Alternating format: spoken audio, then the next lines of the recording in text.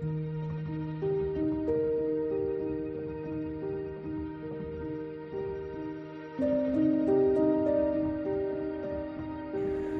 അസ്സലാമു അലൈക്കും. എല്ലാവർക്കും ഇന്നത്തെ പുതിയ വീഡിയോയിലേക്ക് സ്വാഗതം. എല്ലാവരും സുഖമായിട്ടും സന്തോഷമായിട്ടിരിക്കാമെന്ന് വിചാരിക്കുന്നു. അപ്പോൾ എന്തൊക്കെയാണ് നിങ്ങളുടെ വിശേഷങ്ങൾ എല്ലാം പറയണം കേട്ടോ, കമൻസിലൂടെ അറിയിക്കണം. അപ്പം നമ്മുടെ വിശേഷങ്ങളിലേക്ക് ഒരിക്കൽ കൂടി എല്ലാവർക്കും സ്വാഗതം. അപ്പോൾ ഇത് ഇന്നലത്തെ വ്ളോഗാണ് എടുത്തിരിക്കുന്നത്. വീഡിയോ ഇഷ്ടപ്പെട്ട് കഴിഞ്ഞാൽ ലൈക്ക് ചെയ്യാൻ മറക്കരുത്. ലൈക്ക് ഇപ്പോൾ കുറച്ച് ദിവസം കൊണ്ട് വളരെ കുറവാണ്. അതുകൊണ്ട് തന്നെ വീഡിയോ യൂട്യൂബിൻ്റെ റെക്കമെൻഡിൽ പോകുന്നതുമില്ല. അതുകൊണ്ട് കണ്ടുകൊണ്ടിരിക്കുമ്പോൾ തന്നെ വീഡിയോ ഒന്ന് ലൈക്ക് അടിക്കാനായിട്ട് മറക്കരുത് കേട്ടോ. നമുക്ക് ലൈക്ക് ഉണ്ടെങ്കിൽ മാത്രമേ വീഡിയോ ഓടത്തുള്ളൂ. അപ്പോൾ ലൈക്ക് അടിക്കുക. അപ്പോൾ അതുപോലെ ആദ്യമായി നമ്മുടെ ചാനൽ ആരെങ്കിലും കാണുന്നുണ്ടെങ്കിൽ ചാനലൊന്ന് സബ്സ്ക്രൈബ് ചെയ്യുക, സപ്പോർട്ട് ചെയ്യുക. അപ്പോൾ നമുക്ക് വീഡിയോയിലേക്ക് പോകാവേ. അപ്പോൾ അത് രാവിലെ കാപ്പി ഉണ്ടാക്കാനായിട്ട് പോവാണ്. നമ്മൾ അടുപ്പിലാണ് കേട്ടോ ഇനി അങ്ങോട്ടുള്ള പാചകം എല്ലാം. ഇടയ്ക്ക് ഞാൻ പറഞ്ഞിട്ടുണ്ടായിരുന്നല്ലോ. അപ്പം കൂടുതലും എൻ്റെ കൂട്ടുകാർക്ക് ഇഷ്ടം വിറകടുപ്പിലെ പാചകം തന്നെയാണ്. അപ്പോൾ ദേ നമ്മൾ മാവൊക്കെ തിളച്ച വെള്ളം ഒഴിച്ചിട്ട് കുഴച്ചെടുത്തിട്ടുണ്ട്, ഉപ്പൊക്കെ ഇട്ടിട്ട് കുഴച്ചെടുത്തിട്ടുണ്ട് കേട്ടോ. ഇനിയിപ്പോൾ അതൊന്നും കൂടെ വിശദീകരിക്കണമെങ്കിൽ അരിമാവ് എടുത്തിട്ടുണ്ട്, അതിലേക്ക് ആവശ്യത്തിനുള്ള ഉപ്പിട്ട് കൊടുത്തിട്ടുണ്ട്. പിന്നെ ലേശം വെളിച്ചെണ്ണ ഒഴിച്ച് കൊടുത്തിട്ട് നമ്മൾ തിളച്ച വെള്ളം ഒഴിച്ച് നല്ലതുപോലെ കുഴച്ചെടുക്കുക. അപ്പോഴത്തേക്ക് മാവ് നല്ലതുപോലെ ഒന്ന് വെന്ത് കിട്ടും. അത് കഴിഞ്ഞിട്ട് പിന്നെ ഞാൻ കുറച്ച് തേങ്ങയൊക്കെ തിരുമ്മി എടുത്തിട്ടുണ്ടായിരുന്നു. 10 നേരം വെളുത്ത് എണീറ്റ് വന്നിട്ട് നേരെ ടി വിയുടെ മുമ്പിലാട്ടോ ഇരിക്കുന്നത്. അത്ര നല്ല മൂടൊന്നും അല്ല ഇന്ന്. ചില ദിവസങ്ങളിലെല്ലാം ഇങ്ങനെയാണ് കേട്ടോ. ചിലപ്പോൾ ഉറക്കത്തിൽ നിന്ന് എണീറ്റിരുന്ന് കരയുക, അങ്ങനെയുള്ള ചില കലാപരിപാടികളൊക്കെ ഉണ്ട് ആളിന്. ഇന്നിപ്പം എണീറ്റ് വന്ന ഉടനെ ആദ്യം ഒന്ന് കരഞ്ഞ്, എന്തിനാ കരയുന്നതെന്നൊന്നും പ്രത്യേകിച്ച് കാരണമൊന്നും വേണ്ട കേട്ടോ, ചുമ്മാ അങ്ങ് കരയും. അത് മുന്നേ ആദ്യമേ കുഞ്ഞുനാളിലേ അങ്ങനെ തന്നെയാണ് കേട്ടോ ആൾ. എണീറ്റ് കുറച്ച് നേരം നമ്മളിനി എന്ത് പറഞ്ഞിട്ടും കാര്യമില്ല. അതെനിക്ക് മനസ്സിലായി വന്നപ്പോഴത്തേക്കും ഞാൻ പിന്നെ അങ്ങോട്ട് ആശ്വസിപ്പിക്കാനൊന്നും പോകാറില്ല. കരഞ്ഞ് അതങ്ങ് തീരും, പിന്നെ നോർമലായിട്ട് വരും കേട്ടോ. അങ്ങനെ ടി വി ഒക്കെ കാണുന്നവരവിടെ ഇരുന്ന് കാണുന്നുണ്ട്. കാർട്ടൂണാണ് ഇട്ട് കാണുന്നത്, അല്ലാതെ കൊച്ചുങ്ങളുള്ള വീട്ടിൽ പ്രത്യേകിച്ച് വേറെ ഒന്നും കാണാൻ നമ്മളെ സമ്മതിക്കത്തുമില്ല. അങ്ങനെ ഞാനാണെങ്കിൽ മിക്കപ്പോഴും സുബഹിക്ക് എണീറ്റ് കഴിഞ്ഞാൽ അങ്ങനെ കിടക്കാറില്ല കേട്ടോ. എണീറ്റ് കഴിഞ്ഞാൽ പിന്നെ നേരെ അടുക്കളയിലോട്ട് വരിക, വന്നിട്ട് കട്ടൻ ചായ ഇടുക, അടുപ്പിൽ തീ പിടിപ്പിക്കുക, കട്ടൻ ചായ ഇടുക, അങ്ങനെയൊക്കെയുള്ള പരിപാടിയിലാണ് നിൽക്കുന്നത്. ഇപ്പോൾ കുറച്ച് ദിവസം കൊണ്ട് തണുപ്പായതുകൊണ്ടാണെന്നൊന്നും അറിയത്തില്ല, സുബഹി നിസ്കരിച്ച ഉടനെ അങ്ങ് കിടന്ന് കളയും കേട്ടോ. പിന്നെ എണീക്കാനായിട്ട് ഭയങ്കര മടിയാണ്. രാവിലെ ഭയങ്കര തണുപ്പല്ലേ, ഭയങ്കര തണുപ്പാണ്, എണീക്കാനായിട്ട് തോന്നത്തേ ഇല്ല, അങ്ങ് കിടക്കും. അപ്പോൾ പിന്നെ മുന്നേ ആണെങ്കിലും ഉമ്മച്ചിയുള്ള ദിവസം വന്ന് വിളിക്കും കേട്ടോ. ഉമ്മച്ചി ആയിരിക്കും ആദ്യം എണീക്കുന്ന ആൾ. അപ്പം ഉമ്മച്ചി കുറേ നേരത്തെ എണീക്കും, അതായത് ഒരു 4 മണിയൊക്കെ ആകുമ്പോൾ തന്നെ ഉമ്മച്ചി എണീക്കുമായിരുന്നു. എണീറ്റ് ഉമ്മച്ചി നമസ്കാരം കഴിഞ്ഞതിന് ശേഷമാണ് എന്നെ വിളിക്കുന്നത്. ഇപ്പോൾ ഒരു 5 മണി 5:30 ആകുമ്പോഴത്തേക്ക് എന്നെ വിളിക്കും. അപ്പോഴത്തേക്ക് ഞാൻ എണീക്കും. ഇതിപ്പം 5:30 ആകുമ്പോഴത്തേക്കാണ് ഞാൻ സുബഹി നിസ്കരിക്കാൻ എണീക്കുന്നത് കേട്ടോ. അത്രയും താമസിച്ചിട്ടാണ് ഞാനിപ്പോൾ എണീക്കാറ്.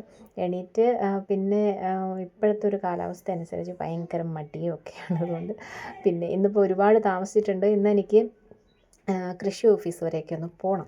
അതുകൊണ്ട് തന്നെ ഞാൻ ചടപടേന്നും പറഞ്ഞിട്ടാണ് കേട്ടോ ജോലി തീർക്കുന്നത്. അപ്പോൾ രാവിലെ തന്നെ ഞാൻ കറികളൊക്കെ വെച്ചിട്ടാണ് പോകുന്നത്. കാരണം താമസിക്കും, എന്തായാലും വരുമ്പം താമസിക്കുമെന്ന് എനിക്കറിയാം. അതുകൊണ്ട് എല്ലാം കുറച്ച് നേരത്തെ ചെയ്ത് വെച്ചിട്ട് പോകാം എന്നുള്ളൊരു പ്ലാനിൽ നിൽക്കുവാണേ. അപ്പോൾ ഇത് തേങ്ങയൊക്കെ തിരുമ്മി ഞാൻ ആദ്യത്തെ തട്ടിൽ ഇഡ്ഡലി എന്ന് പറയാമല്ല, ഇടിയപ്പമൊക്കെ റെഡിയാക്കി അടുപ്പിലോട്ടാക്കി കൊടുത്തിട്ടുണ്ട്. ഇടിയപ്പത്തിൻ്റെ ആ ഒരു ആദ്യത്തെ ചെറിയ തട്ടുണ്ടല്ലോ, അതിൻ്റെ ആ നടുക്ക് വെക്കുന്ന ഒരു സൂനയുണ്ടല്ലോ, അത് ഒടിഞ്ഞു പോയി. അതുകൊണ്ട് ഞാൻ അവിടെ ഒരു ചെറിയൊരു കമ്പ് കോർത്താണ് കേട്ടോ വെച്ചേക്കുന്നത്. അത് ഞാൻ അവിടെ ഒരു സ്റ്റീലിൻ്റെ സംഭവം വെച്ചിട്ടുണ്ടായിരുന്നു. അത് പിന്നെ പന്നലായി പോയി. അതുകൊണ്ട് പിന്നെ ഞാനിപ്പോൾ അഡ്ജസ്റ്റ് ചെയ്തൊരു ചെറിയൊരു കമ്പ് എടുത്ത് വെച്ചിട്ടാണ് അഡ്ജസ്റ്റ് ചെയ്തത്. എന്നിട്ട് നമ്മളിത് ആദ്യത്തെ തട്ടിലെ ഇടിയപ്പം, ഇഡ്ഡലി എന്ന് തന്നെ പറയാൻ പറ്റുന്നു. കാരണം ഇവിടെ എന്നും ഇഡ്ഡലി ദോശ അപ്പം ഇതാണ് കേട്ടോ. വല്ലപ്പോഴും ചിലപ്പോൾ പുട്ടുണ്ടാക്കാറുണ്ട്. ഇന്നിപ്പോൾ ഇടിയപ്പം ഉണ്ടാക്കാമെന്ന് തലേന്നേ ഞാൻ പ്ലാൻ ചെയ്തു. നമ്മളെല്ലാവരും തലേന്നേ പ്ലാൻ ചെയ്തിട്ടാണ് കിടക്കുന്നത്. ഇന്നിപ്പോൾ എന്തുണ്ടാക്കണം, ഉച്ചയ്ക്ക് എന്തുണ്ടാക്കണം എന്നൊക്കെ വിചാരിച്ചിട്ട് ഞാനാണെങ്കിൽ ഇപ്പോൾ ദേ ഇടിയപ്പം ആദ്യത്തെ തട്ടിൽ വെച്ചു മാറ്റി. അത് കഴിഞ്ഞിട്ട് രണ്ടാമതും വെച്ച് കൊടുത്തിട്ടുണ്ട്. ഇതിനിടയ്ക്ക് ഞാൻ സവോളയൊക്കെ ഒന്ന് അരിഞ്ഞെടുത്തിട്ടുണ്ടായിരുന്നു, നമ്മൾ മുട്ടക്കറിക്ക് വേണ്ടിയിട്ടാണ് കേട്ടോ. അപ്പോൾ 2-3 മുട്ട എടുത്തിട്ട് ഞാൻ പുഴുങ്ങി മാറ്റി വെച്ചിട്ടുണ്ട്. അത് ഞാൻ നേരത്തെ അങ്ങ് റെഡിയാക്കി വെച്ച് കേട്ടോ. ഞാൻ കട്ടൻ ചായ ഇട്ട് കുടിച്ചു.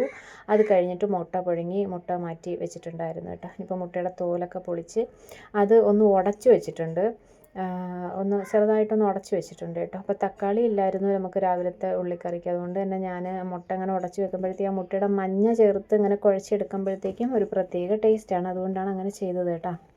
പിന്നെ പോയി കറിവേപ്പിലേക്ക് വലിച്ചുകൊണ്ട് വന്നു. അത് കഴിഞ്ഞതേ നമ്മൾ ചട്ടിക്കകത്ത് വെളിച്ചെണ്ണ ഒഴിച്ചു, സവാളയൊക്കെ വാട്ടി നല്ലതുപോലെ വാട്ടിയെടുത്തിട്ടുണ്ട് കേട്ടോ. വാട്ടിയെടുത്തു. അതിലേക്ക് പിന്നെ പൊടികൾ മഞ്ഞൾപ്പൊടി, മുളക് പൊടി, മല്ലിപ്പൊടി ഞാൻ ചേർത്തിട്ടില്ല, ഗരം മസാല കുറച്ച് ലേശം ഒരു ഇച്ചിരി ചിക്കൻ മസാല ചേർത്ത് കൊടുത്ത് നന്നായിട്ടൊന്ന് വഴറ്റിയെടുക്കുന്നുണ്ട്. ആവശ്യത്തിനുള്ള ഉപ്പൊക്കെ ഞാൻ നേരത്തെ ഇട്ട് കൊടുത്തിട്ടുണ്ട്. ഇനിയിപ്പോൾ ഇതിലേക്ക് തിളച്ച ചൂടുവെള്ളം അങ്ങോട്ട് ഒഴിച്ചു കൊടുക്കുക. ഒഴിച്ചിട്ട് പിന്നെ ലേശം പഞ്ചസാര ഞാൻ ഇട്ട് കൊടുത്തിട്ടുണ്ട് കേട്ടോ. അതായത് തക്കാളി ഇല്ലാത്തതുകൊണ്ട് നല്ലൊരു ടേസ്റ്റാണ് അല്ലെങ്കിലും പഞ്ചസാര ചേർത്ത് കൊടുക്കുക കഴിഞ്ഞു. ഒരുപാടൊന്നും ചേർക്കേണ്ട, ഈ പഞ്ചസാര ചേർക്കുന്നത് കൊണ്ട് അയ്യോ എന്നൊന്നും ആരും വിചാരിക്കേണ്ട, ഷുഗർ ഉള്ളവരൊന്നും. ഒരു ഇച്ചിരി ഒരു നുള്ളു, നമ്മൾ എല്ലാത്തിലും എന്തായാലും ഷുഗർ ഉള്ളതാണ്, പഞ്ചസാര ഉള്ളതാണ്.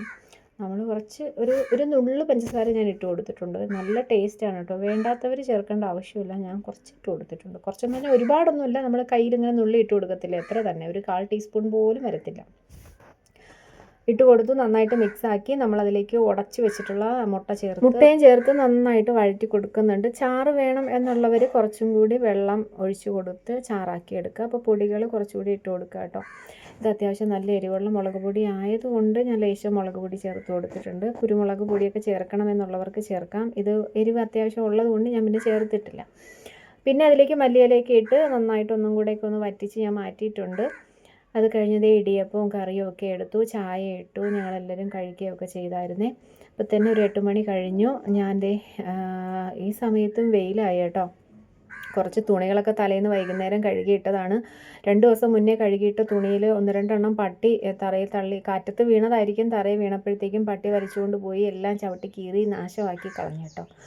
അപ്പോൾ ഇന്നലെ ആണെങ്കിൽ പിന്നെ ഞാനെല്ലാം ഇങ്ങനെ ഓരോ ക്ലിപ്പൊക്കെ കുത്തിയിട്ട് കൊടുത്തിട്ടുണ്ടായിരുന്നു. ഇന്നിപ്പോൾ കാറ്റൊന്നുമില്ല, ഇന്ന് കാറ്റ് ഒന്ന് ഒതുങ്ങി നിൽക്കുകയാണ് കേട്ടോ. പിന്നെ അനിയത്തി അവിടെ പാത്രങ്ങളൊക്കെ തേച്ച് മടക്കി എടുക്കുകയാണ്. ഇപ്പം നമ്മൾ എല്ലാം, അതായത് നമ്മൾ അടുപ്പിൽ വെക്കുന്ന പാത്രങ്ങൾ മാത്രമല്ല കേട്ടോ പുറത്ത് കൊണ്ടുപോയി കഴുകുന്നത്. അപ്പം പ്ലേറ്റും എല്ലാം നമ്മൾ കപ്പും ഗ്ലാസ്സും എല്ലാം കൊണ്ടുവന്ന് പുറത്ത് വെച്ചിട്ടാണ് തേച്ച് മടക്കി എടുക്കുന്നത്. കാരണം അപ്പോൾ വെള്ളം നമുക്ക് കുറഞ്ഞു വരുവാന്ന് ഈ ഇടയ്ക്ക് പറഞ്ഞില്ലായിരുന്നോ.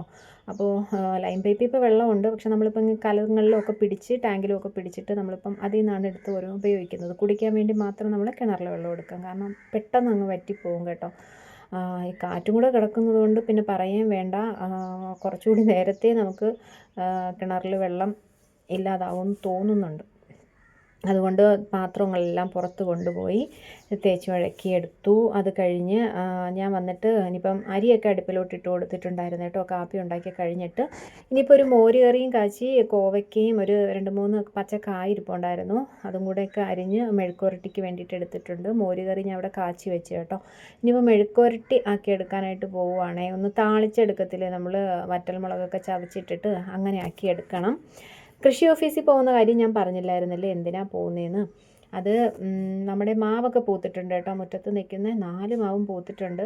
അപ്പോൾ കഴിഞ്ഞ വർഷം എല്ലാ വർഷവും നമ്മൾ മാമ്പഴക്കിണി എന്ന് പറയുന്നൊരു സംഭവം ഉണ്ട് കേട്ടോ. അതായത് ഈ കീടങ്ങളെയും പ്രാണികളെയും ഈ മാങ്ങ വന്ന് കുത്തി അത് നശിപ്പിച്ച് മാങ്ങ നമുക്ക് കിട്ടത്തില്ല, മൊത്തം കേടായി പോകും കേട്ടോ. അപ്പോൾ മാമ്പഴക്കിണി എന്ന് പറയുന്നൊരു സംഭവമുണ്ട്. അത് വാങ്ങിച്ച് കെട്ടിയിട്ട് കഴിഞ്ഞാൽ, മാവിൽ കെട്ടിയിട്ട് കഴിഞ്ഞാൽ നമ്മുടെ മാങ്ങ ഒന്നുപോലും നാശമായി പോകത്തില്ല. പെട്ടെന്ന് തന്നെ നമുക്ക് ഈ പൊഴിഞ്ഞൊക്കെ വീഴത്തില്ലേ, സമയമാവാണ്ട് വിളയാതെയൊക്കെ പൊഴിഞ്ഞൊക്കെ വീഴത്തില്ലേ, അതൊക്കെ അങ്ങനെ വരാതിരിക്കാനാണ് ഇങ്ങനെ ഇത് കെട്ടിത്തൂക്കുന്നത് കേട്ടോ.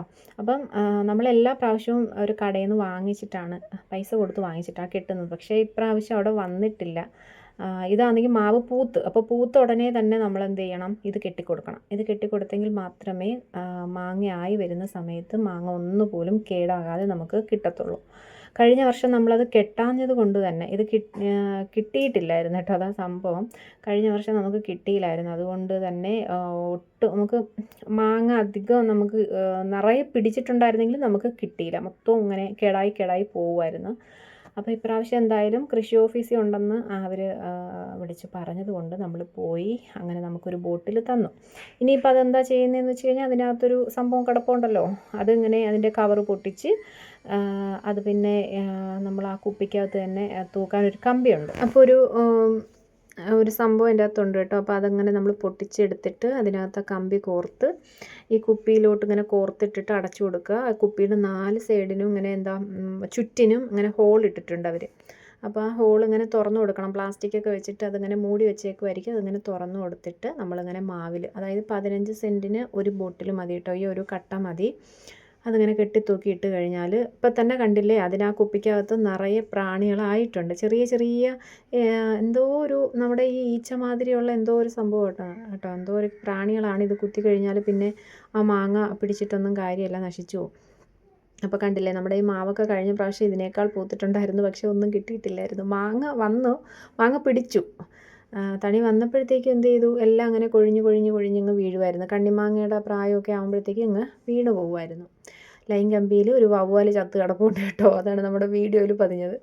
അപ്പോൾ ഇതാണ് മാമ്പഴക്കിണി. ഇതിനാണ് മാമ്പഴക്കിണി എന്ന് പറയുന്നത്. അറിയാത്തവരുണ്ടെങ്കിൽ കൃഷി ഓഫീസിൽ പോയി കഴിഞ്ഞാൽ കിട്ടും കേട്ടോ. അപ്പോൾ ഇങ്ങനെയൊക്കെ മേടിച്ച് കെട്ടിക്കൊടുത്തു കഴിഞ്ഞാൽ നമ്മുടെ മാങ്ങയൊന്നും നശിച്ചു പോകത്തില്ല. അപ്പോൾ ഇത്രയേ ഉള്ളൂ. ടാറ്റാ.